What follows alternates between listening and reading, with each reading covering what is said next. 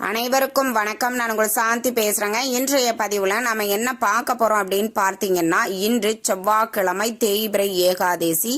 செவ்வாய் ஓரையில் இப்படி செய்யுங்கள், கடன் பிரச்சனை தீர்ந்து செல்வ வளம் பெருகும்னு சொல்லியிருக்கிறேன்.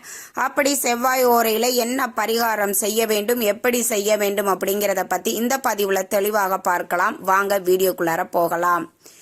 இப்போ இன்றைய நாள் அப்படிங்கிறது ரொம்ப ரொம்ப ரொம்ப சக்தி வாய்ந்த நாள். நான் ஏற்கனவே இந்த அபிஜித் முகூர்த்த நேரத்தை பற்றி பதிவு போட்டிருந்துறேன். அந்த பதிவு பார்த்தீங்கன்னா நிறைய பேர் பார்த்து தோழிகள் கமெண்ட்ஸ் பண்ணியிருந்தீங்க. எனக்கு ரொம்ப சந்தோஷமாக இருந்துச்சு. இப்போ பார்த்தீங்கன்னா நம்மளுக்கு இந்த அபிஜித் முகூர்த்த நேரம் முடிஞ்சிருச்சு. இப்போ செவ்வாய் ஓரை நேரம் இருக்குது. இரவு 8 to 9 மணி வரைக்கும் இருக்கக்கூடிய அந்த செவ்வாய் ஓரை நேரத்தை நம்ம கணக்கெடுத்துக்கலாம். இந்த செவ்வாய் ஓரை நேரத்துல இப்ப நான் சொல்லக்கூடிய இந்த எளிய ஒரு விஷயத்தை மட்டும் செய்யுங்கள். எப்பேற்பட்ட நாள்பட்ட கடனாக இருந்தாலும் உடனடியாக தீரக்கூடிய ஒரு வாய்ப்பையும் சூழ்நிலைகளையும் ஏற்படுத்தி கொடுக்கும். ஏன்னா இன்றைய காலகட்டத்தில் இந்த கடன் பிரச்சனையால நிறைய அவஸ்தைப்பட்டு இருக்கிறோம். இது நம்ம விரும்பி வாங்கினோமோ இல்லை தேவைக்காக வாங்கணும் அப்படிங்கிற கணக்கெல்லாம் கிடையாது. எந்த கடனாக இருந்தாலும் கடன் வாங்கிட்டோம், அதை எப்படி திருப்பி செலுத்தணுமோ நம்ம அந்த வகையில் அந்த கடன் இல்லாத ஒரு வாழ்க்கையை நம்ம வாழ வேண்டும். அப்படி என்றால் நம்ம இந்த கடன் பிரச்சனை தீர்வதற்கு நம்மளுடைய சேனலில் நிறைய பரிகாரங்களை பார்த்துருக்குறோம். பொதுவாகவே பார்த்தீங்கன்னா செவ்வாய்க்கிழமை கடனை திருப்பி செலுத்துவதற்கு உகந்த நாள். செவ்வாய்க்கிழமையில ஒருத்தர்கிட்ட வாங்கின கடனை நீங்க திருப்பி கொடுத்துட்டீங்கன்னா உங்களுடைய மொத்த கடனுமே காணாம போயிடும். ஏன்னா அந்த அளவுக்கு ரொம்ப ரொம்ப விசேஷமானது இந்த செவ்வாய்க்கிழமை. முழு தொகையும் கொடுக்க முடியல. ஒரு ஆள்கிட்ட ஒரு 10,000 ரூபாய் வாங்கி இருக்கிறம்மா, வட்டி மட்டும் மாசம் 1000 ரூபா வாங்குற. அப்படி அதுவே நான் அசலுக்கு மேல கட்டிட்டேன். ஆனா அந்த 10,000 ரூபாயை என்னால கொடுக்க முடியல. பரவாயில்ல, வட்டி இந்த மாசம் 1000 ரூபாய் கொடுக்குறீங்க, வட்டியோட சேர்த்து அசல்ல 1000 ரூபா வச்சுக்கோப்பா, என்கிட்ட எச்சா இருக்குது, நான் உனக்கு அப்படியே அதிகமா இருக்கிறப்ப உனக்கு கொடுத்து நான் கழிச்சிறேன்னு சொல்றப்ப நீங்க அசல்ல உங்களால எவ்வளவு கொடுக்க முடியுமோ அதை கொடுத்தீங்க அப்படின்னா கண்டிப்பா வட்டி கொடுக்க கூடாது, அசல்ல ஒரு பகுதியை கொடுக்கணும். உங்களால எவ்வளவு முடியுமோ, நான் உதாரணத்திற்கு ஒரு 1000 ரூபாய் சொல்றேன், அசல்ல ஒரு 1000 ரூபாய் கொடுக்குறேன்ப்பா, இதை வர வச்சுக்கோங்க, நான் கொஞ்சம் கொஞ்சமா உங்களுடைய மொத்த காசையும் கொடுத்துறேன் அப்படின்னு அவர்கிட்ட கொடுங்க. அப்படி செவ்வாய்க்கிழமை செவ்வாய் ஓரை நேரத்துல கொடுப்பது ரொம்ப விசேஷம்.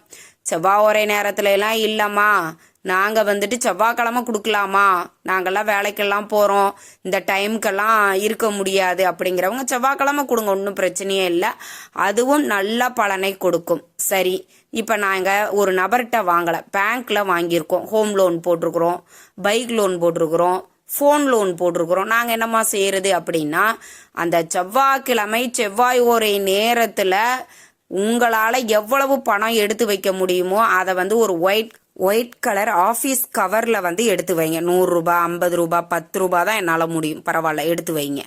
அந்த செவ்வாய் ஓரை நேரத்தில் எடுத்து வச்சிருங்க. காலையில் அந்த 6 to 7 மணி வரைக்கும் இருக்கக்கூடிய நேரத்தில் எல்லாருமே ஆல்மோஸ்ட் வீட்டில் இருப்போம். இல்லை நீங்கள் வெளியில் இருந்தீங்கன்னா கூட பரவாயில்ல, அந்த ஆஃபீஸ் கவரில் பணத்தை எடுத்து வச்சுட்டு ஒரு ரெட் கலர் பேனா, பென்சில், மார்க்கர் எது வேணாலும் நீங்கள் பயன்படுத்திக்கலாம். அதை எந்த பேங்க்ல நீங்கள் கடன் வாங்கியிருக்கிறீங்களோ அந்த பேங்கோட நேமை எழுதி எவ்வளவு கடன் தொகை அப்படிங்கிறதையும் எழுதிட்டு அதை பத்திரமா உங்க பேங்க்லயே வச்சுக்கோங்க. அதை பத்திரமா வச்சுக்கோங்க. நீங்க எப்ப பேங்க்ல போய் நீங்க லோன் கட்டுவீங்க இல்லைங்களா, அப்ப அந்த பணத்தோட சேர்த்து இதையும் சேர்த்து கட்டுங்கள். நிச்சயம் அந்த கடன் எப்படி உங்களால கட்டி முடிப்பீங்கன்னே தெரியாது, ஏதோ ஒரு வகையில உங்களுக்கு பண வரவு வரும். அந்த கடனை முழுவதுமாக தீர்த்து விடக்கூடிய ஒரு வாய்ப்பையும் சூழ்நிலைகளையும் ஏற்படுத்தும். இது செவ்வாய் ஓரை நேரத்துல செவ்வாய்க்கிழமையில கடன் கொடுத்து நம்ம கடனை தீர்ப்பதற்கு ஒரு பரிகாரம். இது ரெகுலரா செய்ய வேண்டியது. இதுல இன்னுமே ஒரு சூட்சமமான பரிகாரம், இது மாதிரியும் நாங்க செஞ்சு பார்த்துட்டோம், ஆனாலும் எங்களோட கடன் தீர்ந்த பாடு இல்லம்மா. நாங்க செய்யாத பரிகாரம் கிடையாது, போகாத கோவில் கிடையாது, வேண்டாத தெய்வங்கள் கிடையாது, ஆனா எங்களுக்கு இருக்கக்கூடிய பிரச்சனைகள் தீரவே மாட்டேங்குதே, நாங்க என்னதான் செய்யட்டும் அப்படின்னு நினைக்கிறவங்க இப்ப நான் சொல்லக்கூடிய இந்த எளிய பரிகாரத்தை செய்யுங்க. ஏன் அப்படின்னா இன்றைய தினம் நம்மளுக்கு தேய்பிறை ஏகாதேசியும் வருகிறது. அப்ப நம்மளுடைய கடன் பிரச்சனை முழுவதுமாக தீர்ந்து செல்வ வளத்தை பெருக்குவதற்கு இந்த எளிய பரிகாரத்தை நீங்க செய்யணும். என்ன செய்ய வேண்டும் அப்படின்னு பார்த்தீங்கன்னா, உங்க பூஜை அறையில அந்த செவ்வாய் ஓரை நேரத்துல ஒரு தீபம் ஒன்று ஏத்திக்கோங்க. ஏத்தி வச்சுட்டு ஒரு கண்ணாடி பவுல்ல சுத்தமான தண்ணியை பிடிச்சு வச்சுக்கோங்க. அதில் வந்து பன்னீர் ரோஜா போட்டுக்கோங்க.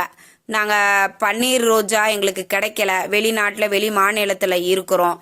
இந்த பன்னீர் ரோஜாவுக்கு நாங்கள் என்ன பண்ணுறது அப்படின்னா, பன்னீர் இருக்குது அப்படின்னா அதை ஊற்றிக்கோங்க. ஒன்று பன்னீர் ரோஜா போட்டுக்கணும். அப்படி இல்லை அப்படிங்கிறவங்க பன்னீரை கூட நீங்கள் ஊற்றிக்கலாம். அதுக்கு அடுத்தது வந்து பெருமாளுக்கு உகந்த பச்சை கற்பூரம், ஏலக்காய், அப்புறம் ஒரே ஒரு பிஞ்சு வந்து மஞ்சள், இது எல்லாமே அந்த தண்ணியில் போட்டு வச்சுக்கோங்க. போட்டுட்டு அந்த தண்ணியை அப்படியே உங்கள் உள்ளங்கையில் வச்சுக்கோங்க. உங்களுடைய குலதெய்வத்தையும் இஷ்ட தெய்வத்தையும் பெருமாளையும் முருகப்பெருமானையும் மனதார பிரார்த்தனை பண்ணிட்டு, எங்களுக்கு இருக்கக்கூடிய கடன் பிரச்சனை தீர வேண்டும் முருகா, நீதான் காப்பாற்ற வேண்டும், என்னுடைய கடன் பிரச்சனை தீர்ந்து செல்வ வளம் அதிகரிக்க வேண்டும் அப்படின்னு பெருமாளையும் முருகப்பெருமானையும் நினைத்து மனதார பிரார்த்தனை பண்ணிட்டு, நான் இப்போ சொல்லக்கூடிய இந்த மந்திரத்தை வந்து முதல்ல ஓம் சரவண பவ அப்படிங்கிற மந்திரத்தை 27 முறை சொல்லுங்க. அதற்கு அடுத்தது வந்து பார்த்தீங்கன்னா நம்மளுக்கு தேய்பிறை ஏகாதேசியும் இதில் வருது.